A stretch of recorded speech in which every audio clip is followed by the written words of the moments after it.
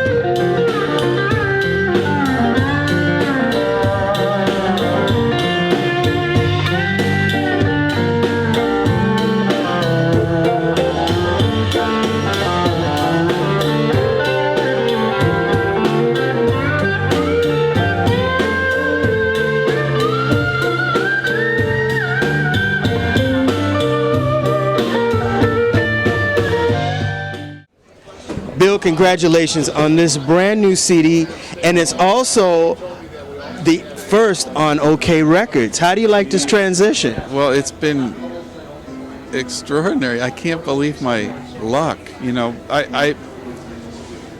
they just came along. The timing has been amazing because I had the chance to write this music which is now this Big Sur project. I was originally the Monterey Jazz Festival asked me to they commissioned one piece. I guess every year they do that. They commission a piece, and they asked me to do this, which was like, wow, okay, I'll give it a try. And they had this relationship with, it's the Big Sur Land Trust that they're trying to protect all this beautiful part of the country from being developed. And there's this huge ranch there that was left to the Big Sur Land Trust, and their hope was that artists and, well, just anybody would come there and enjoy this place. And so anyway, they gave me this. I stayed there for about, I guess it was about 10 days, just by myself, like way up at the top of this mountain, which was a trip for me because I'm not really used to being out there by myself. You know, I'm thinking about mountain lions and all this stuff. But it's just extraordinary, beautiful, and just to be really alone like that, and no phone, no internet, no television, all that stuff wasn't there. And so I just wrote, walked around and wrote music, and then we performed it at the Monterey Jazz Festival, and then I actually, it went well, and I thought, well, I'm going to get some gigs with this band, and just right around the same time, this OKeh just sort of popped up out of nowhere and asked if we wanted to record it. So it's just, the timing of the whole thing has been, because I don't plan these things out, you know. I don't really have the music doesn't always follow the timing of all the business and all that, you know. For me, it's just the music happens whenever it happens, and this time it all kind of came, and they've been so supportive and enthusiastic about it, so I'm really optimistic. Tell me, you were basically, in a nutshell, you were being like Walden. He was set to I mean, it's basically what this really came down to. Did you really think that the music came organically much faster just because you were away from, you know, the things that we take for granted, like a telephone or a cell phone? Definitely for me, you know, life has gotten so, I mean, just listen to us, like right now, there's so much chaos around us all the time, and it seemed like I used to be better when I was younger. I could just, I don't know, I'd be in whatever situation I could write, but I'm finding I really need that to pull away, and so the music, you know, people, the music on that album, you know, I was definitely inspired by this breathtaking beauty around me, but I think maybe more than that, it was the fact that I had there was a lot of inner stuff going on, you know, just it gave me the space in my own head.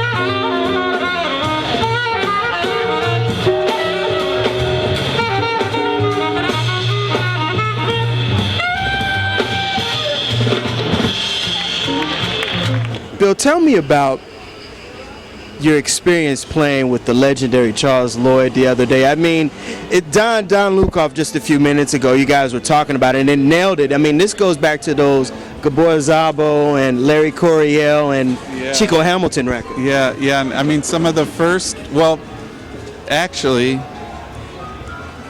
the first jazz concert I went to in high school was in the summer of 1968. And it was, Wes Montgomery was scheduled. I just very recently discovered Wes Montgomery, and it was like my whole, it changed everything, the whole way I was thinking about everything. And I was like, wow, he's coming. I grew up in Denver, and Wes was coming to play. It was a traveling Newport show with a bunch of other people that I didn't know who they were, but I knew Wes Montgomery was coming. So my father got me a ticket, and we went. We were gonna go, and then like it was about 2 weeks before the concert, Wes Montgomery passed away. So I was like, oh man, but let's go to the concert anyway. And at the concert there was Thelonious Monk and Cannonball Adderley and Dionne Warwick and Gary Burton. I didn't know who any of these people were. I mean, I'd heard of Monk a little bit, and Gary Burton was with Larry Coryell, and this is like 1968, right? So I'm like, what? I mean, I was just coming to terms with, well, I still haven't come to terms with Wes Montgomery, you know, but I'm just being introduced to that world, and then I'm hearing that being sort of taken apart and put back together, and it was such an extraordinary moment for me, that time. And then what I'm leading to is, and I found it the other day, I found the first downbeat that I ever bought was in 1967, and it had Charles Lloyd on the cover. When I'm talking about when I was in high school. And then the next jazz concert I went to was to hear Charles Lloyd, which was January of 1969. And Paul Motian was playing drums, which is another long story. I never would have dreamt at that time that some years later, that I meet Paul Motian and I end up playing with him for 30 years, and then along the way I meet Charles and then have this chance to play with him, and it's like I can't even tell you how heavy it is for me to, these are the people that I wouldn't be playing. My whole way of thinking came from that, and now I get to actually be next to it and try to get some more, and it's just unbelievable. Speaking of Paul Motian, he was a very, very pivotal, one of the most important musical influences in your life. Reflecting back, now 40 years, what does Paul mean to you, and what does he mean to the legacy of jazz and jazz drummers? That's maybe too big of a question, because he was my friend too. It's just, for me, he was he set up a world where I could just be myself. It was just totally, I felt like it was my band the whole time. The music demanded that I be whoever I was, and rather than being, I wasn't just a guitar player trying to play wasn't trying to play like this guy or like that guy or do this or do that. He just wanted me to be myself, and I feel like that's where I really was able to, he just let me grow in that way, and then to have that, again, it was just this extraordinary gift to, it was like he was handing over this, I didn't get to play with, I've never played with Coltrane or Bill Evans or Monk, or he had played with these guys, or Coleman Hawkins or Oscar Pettiford. That was, so when we'd play a Monk tune, Paul had played that tune with Monk, so it was like he was sort of handing this, I guess that's the way I've been noticing that it's such an incredible thing with music, the way it passes. I hear younger people, and I can hear the, I'll hear a guitar player and I'll hear, wow, I'm thinking like, wow, if Wes Montgomery was here right now, he would like what he hear. You can hear like these little, the seeds that were planted way back, and they're sprouting out all over the place.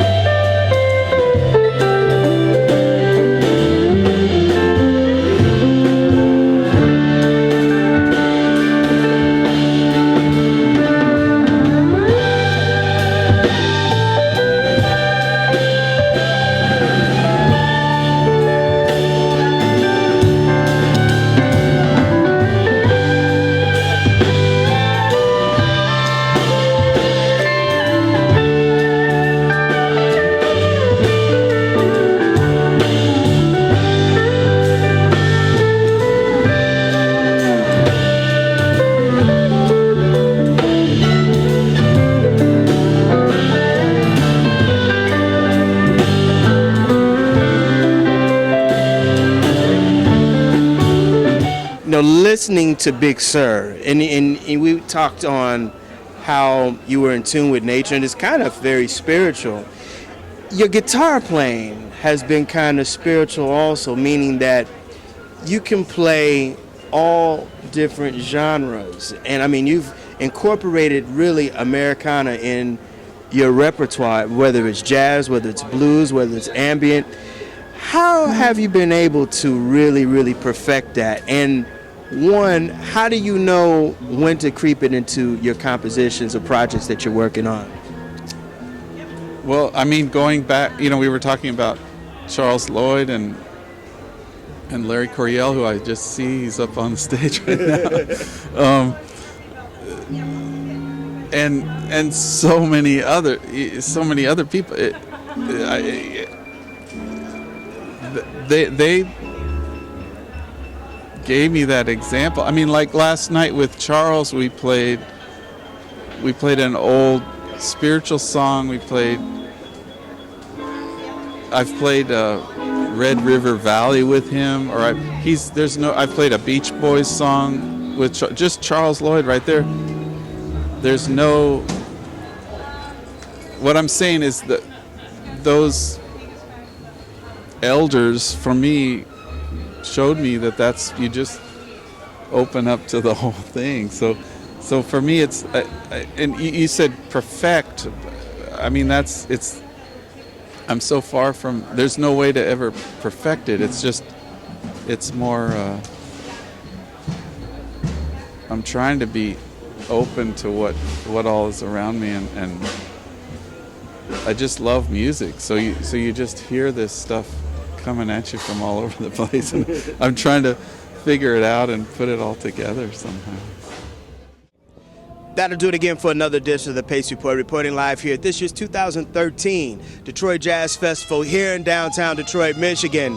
I'd like to personally thank the talented Bill Frisell for his time, as well as Chris Collins, this year's 2013 Artistic Director of this year's Detroit Jazz Festival, as well as the artist in residence for this year, Danilo Perez, DL Media, Maureen Jordy, Don, as well as the staff and management at Mac Avenue Records for making all of this possible. As always, please visit my website, www.thepacereport.com, for my weekly column as well as my past segments. Until next time, remember, if it's in the groove, it'll make you move. Till next time, peace.